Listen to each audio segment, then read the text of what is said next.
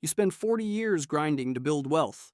You max out your 401k, you pay off the house, you finally hit that magic number where you can walk away from work, and then you make one casual comment at a family dinner and accidentally paint a target on your back. Here's what nobody tells you about retirement. The moment you stop working, you become vulnerable in ways you never were when you had a paycheck. Because now people know you have money sitting somewhere, and they start doing math. Your kids are calculating their inheritance, your siblings are comparing their pension to yours. That friend who always struggled financially suddenly remembers how close you used to be. Financial privacy isn't about being secretive or paranoid. It's about protection. Because the words that come out of your mouth after you retire can trigger family drama, financial predators, and expectations that will drain your accounts faster than any market crash. This video covers 9 specific things you should never tell people once you've retired. Not your friends, not your extended family, and definitely not on social media. These aren't just social guidelines. They're financial survival rules. Number 9, your exact retirement account balance. Someone asks how much you have saved and you feel this weird pressure to answer. Maybe it's a sibling who's comparing their situation to yours. Maybe it's a friend who wants validation that they're on track. Maybe it's your adult kid who's genuinely curious about retirement planning. Here's what happens the second you say, I have 1.2 million saved. Every single relationship dynamic shifts. If they have less, you've created resentment. If they have more, you've created judgment. And if they're struggling, you've just become the family bank. The psychology of comparison is brutal. Your brother who has 800,000 saved suddenly feels like a failure, even though he's doing great. Your sister who has 200,000 starts calculating how much you could afford to help her.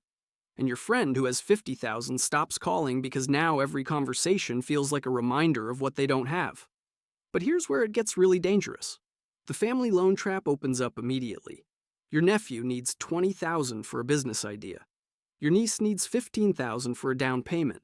Your cousin needs 10,000 to get out of credit card debt. And because you mentioned that 7-figure number, they know you can afford it. They're not trying to exploit you. They genuinely believe that someone with over $1 million can spare 20,000 without feeling it. They've done the math. 0.02 of your account balance. Nothing to you. Life-changing for them. The problem is that 20,000 becomes 40,000 becomes 80,000. And suddenly you're funding everyone's financial emergencies while your own retirement security erodes. What do you say? Instead, we're comfortable. Works. We planned carefully. Works. I'd rather not discuss specific numbers. Works. The key is deflection without creating offense. You're not being secretive. You're maintaining boundaries. The only people who need to know your exact balance are your spouse and your financial advisor. That's it. Not your kids until you're doing estate planning. Not your siblings ever. Not your friends under any circumstances. Number 8, your monthly income or pension amount. Account balances are dangerous, but monthly income numbers are worse. Because people can do immediate math with monthly numbers. You mention your pension is $4,000 a month, and suddenly everyone knows exactly what you can afford. That dinner bill? You make $4,000 a month? You can cover it. That family vacation rental? You make $4,000 a month? You should pay the bigger share. That grandkids' college fund? You make $4,000 a month? You can contribute more than their other grandparents. This is the you can afford it tax, and it's permanent. Once people know your monthly income, they calculate your capacity for everything. They're not being malicious. They're just doing basic math and adjusting their expectations of what you should contribute. Family dynamics shift instantly when siblings compare pension amounts. Your brother's pension is $2,000 a month, yours is $4,000. Suddenly every family expense becomes a negotiation where you're expected to pay double. Every holiday gift exchange, every group present, every shared cost gets calculated based on income ratios they've created in their heads. Social security numbers are even more toxic to reveal. Because everyone knows the maximum benefit amount, and if you mention you're getting close to that max, people immediately understand you had high earnings for decades. You've just revealed your entire career earning trajectory with one number. The compound effect is what kills you. Your friend expects you to cover drinks because you can afford it. That becomes covering dinner. That becomes covering weekend trips. That becomes them suggesting expensive activities they can't afford, but assume you'll subsidize. Small expectations become permanent obligations. What do you say when someone asks about your pension or Social Security? It varies, works for investment income. We're managing fine, works for everything. I'd rather keep financial details private, works when someone pushes. The goal is to shut down the question without creating conflict or seeming defensive. Your monthly income is nobody's business. Not your kids, not your friends, not your siblings. The moment you reveal that number, you've set a baseline for what everyone expects you to spend on them. Number 7, the details of your investment strategy. The moment you retire, everyone suddenly becomes an investment expert. Your neighbor who couldn't explain a mutual fund last year now has opinions about your asset allocation. Your brother-in-law who lost money on meme stocks wants to debate your dividend strategy. And your friend who just discovered real estate investing thinks you're doing it all wrong. Here's why revealing your investment strategy is dangerous. Let's say you mention you're mostly in index funds. Half the people you tell will think you're being too conservative and missing out on gains. The other half will blame you when the market drops, as if you personally caused their anxiety about their own portfolios. Or maybe you mention you own rental properties. Suddenly, everyone's calculating your rental income, your property values, and your net worth. They're doing math on your cash flow while you're just trying to have a conversation. The psychology of regret is what makes this toxic. Your friend asks what you're invested in. You tell them about your dividend stock strategy. They go home, buy the same stocks, and the market tanks. Now you're responsible for their loss in their mind. You told them to buy, even though you just answered a question. Market volatility makes you the scapegoat. When your strategy works, people resent your success. When it doesn't, they blame you for their decision to copy you. You can't win. The cognitive dissonance is real. People ask for advice, then resent you for giving it. But here's what really happens when you share investment details. The solicitation magnet activates. Financial advisors appear out of nowhere. Insurance salespeople call with opportunities. And scammers suddenly know exactly which pitch will work on you because you've revealed your investing psychology. You mention you're conservative? Here comes the annuity pitch. You mention you're aggressive? Here comes the alternative investment scam. You mention you're in real estate? Here comes the syndication deal that's definitely not a Ponzi scheme. Even successful strategies shouldn't be shared. Because when your strategy works, people assume you got lucky. When theirs fails, they assume you had inside information. There's no scenario where sharing your investment approach strengthens a relationship. What do you say when someone asks about your investments? I work with an advisor, shuts down the conversation immediately. Even if you manage everything yourself. I keep it simple, works without revealing specifics. I'd rather not get into details. Works when someone pushes. Your investment strategy is private information. Not because you're hiding something, but because sharing it only creates problems you don't need. Number 6, that you paid off your house. You finally make that last mortgage payment. 30 years of monthly payments, done. The house is yours free and clear, and you're so relieved that you mention it to your sister at Thanksgiving. Congratulations, you just became the family bank. The mortgage-free announcement changes everything, because now everyone knows you have zero housing payment. They're doing math on how much monthly cash flow you just freed up. If your mortgage was $2,000 a month, they know you have an extra $2,000 sitting around doing nothing. The loan requests start immediately. Your son needs help with his down payment. Your daughter needs help with her student loans. Your nephew needs help starting a business. And because you don't have a mortgage anymore, they genuinely believe you can afford to help. You've eliminated your biggest expense, so obviously you have money to spare. But here's where it gets worse. Adult children start calculating their inheritance the moment you mention the house is paid off. They know the approximate value of your home. They know you own it outright. They're doing math on what they'll eventually receive, and that math is affecting their financial decisions now. The "you don't need that much space" pressure campaign begins. Your kids start suggesting you downsize, not because they care about your housing needs, but because they're watching equity sit in a house they think is too big for you. They want you to sell, pocket the difference, and increase their eventual inheritance. Property taxes and maintenance suddenly become wasteful in everyone's eyes. You mention a $10,000 roof repair and someone says, "That's why you should downsize."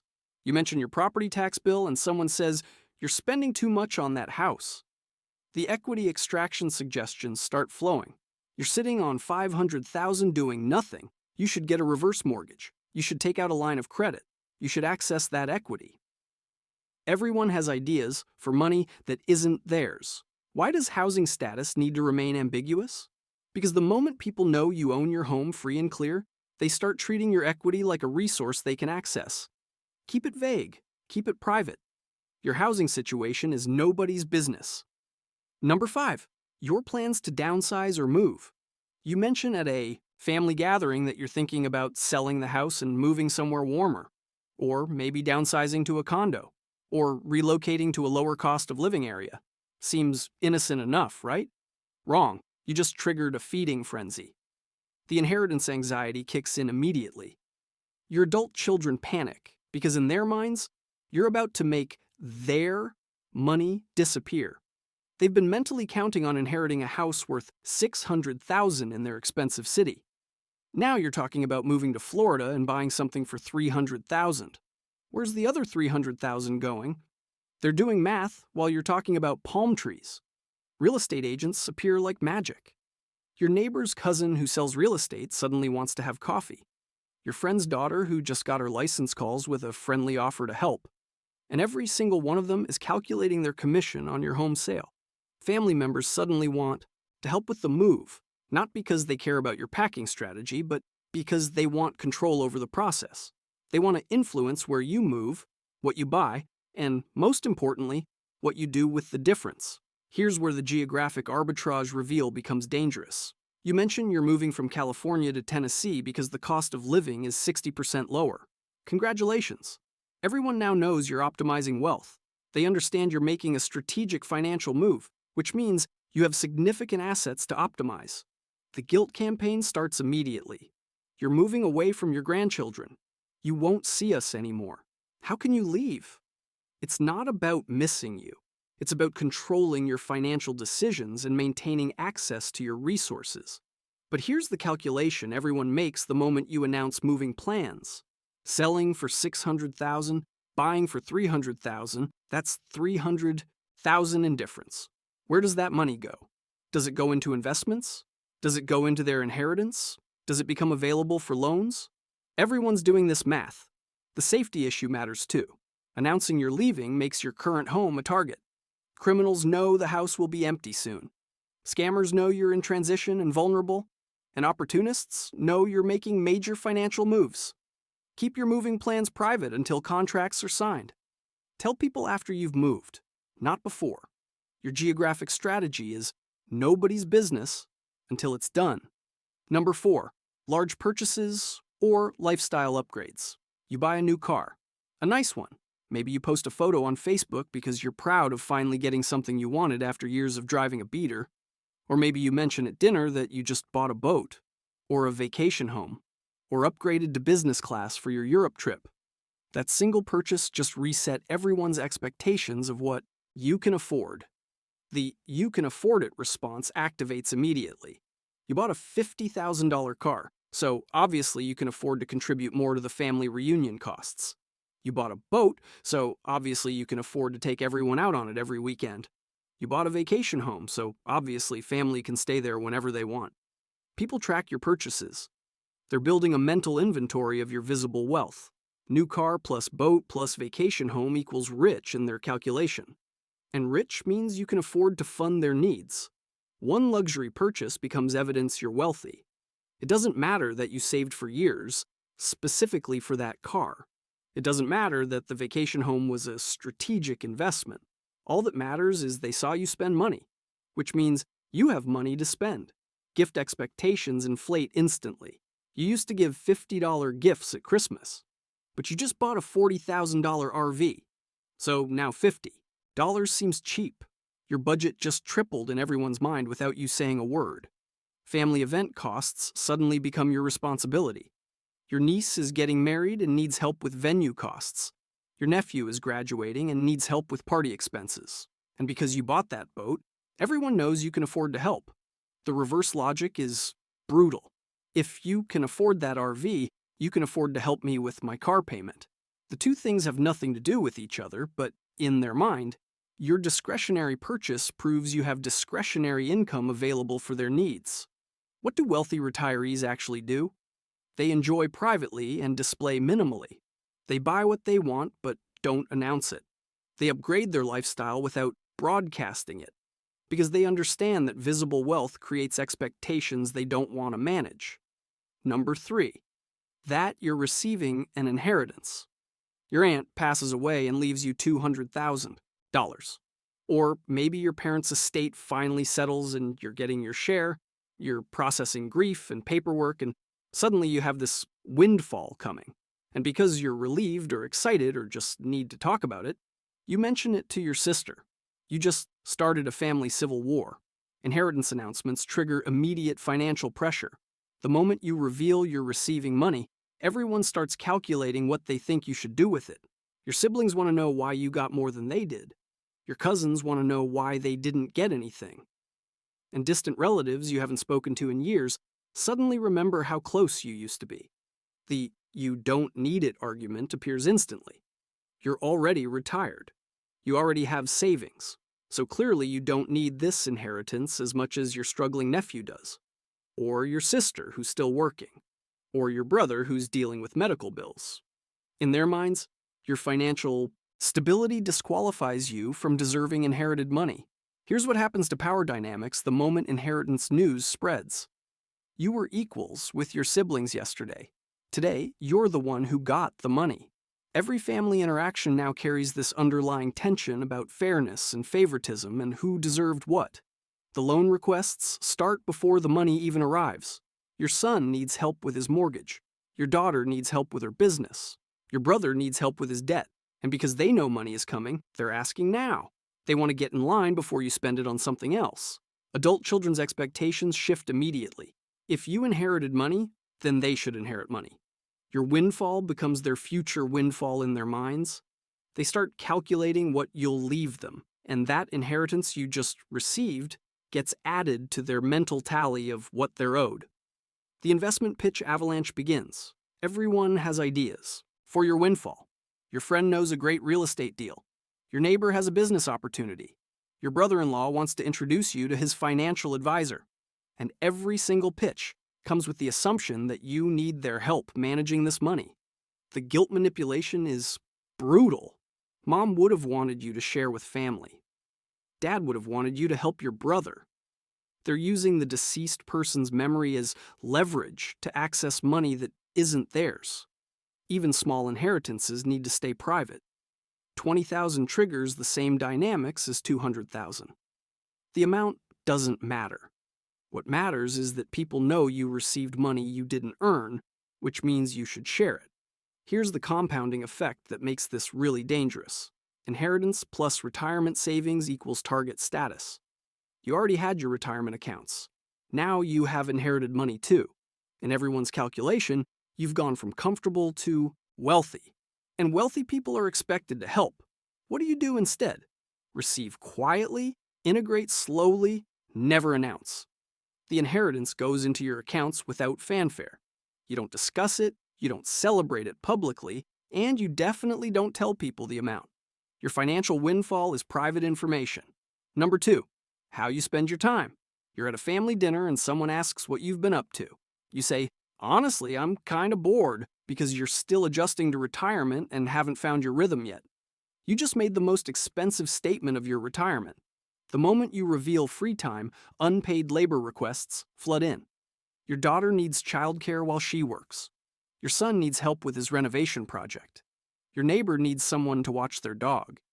And because you said you're bored, they're doing you a favor by giving you something to do. The babysitting trap opens immediately. Your grandchildren appear on your doorstep 3 days a week. Not occasionally, not for emergencies, regularly. Because you're retired, you're available, and you love your grandkids, so obviously you want to provide free childcare that would cost your kids $3,000 a month. The project volunteer phenomenon kicks in. Your church needs someone to run the fundraiser. Your HOA needs someone to organize the neighborhood watch. Your friend's nonprofit needs someone to manage their database. And since you're not doing anything, you're the perfect candidate. Here's the psychology that makes this toxic. Time abundance signals money, abundance in everyone's minds. If you have free time, you must have money, because people who need money are busy working. People who have time are people who don't need to work anymore, which means they're financially secure. The inverse relationship is brutal. Busy people are assumed to be struggling. Free people are assumed to be rich. So the more you talk about having nothing to do, the more people calculate that you have resources to spare. Why do hobby details expose financial capacity? You mention you took up golf. Golf is expensive. You mention you're learning to sail. Sailing is expensive. Every hobby you discuss becomes evidence of your financial situation. Travel frequency reveals wealth level instantly. You mentioned this is your third trip this year and everyone's doing math on flight costs, hotel costs, and discretionary income. Frequent travel means significant resources. What do you say instead? Always be busy with ambiguous projects.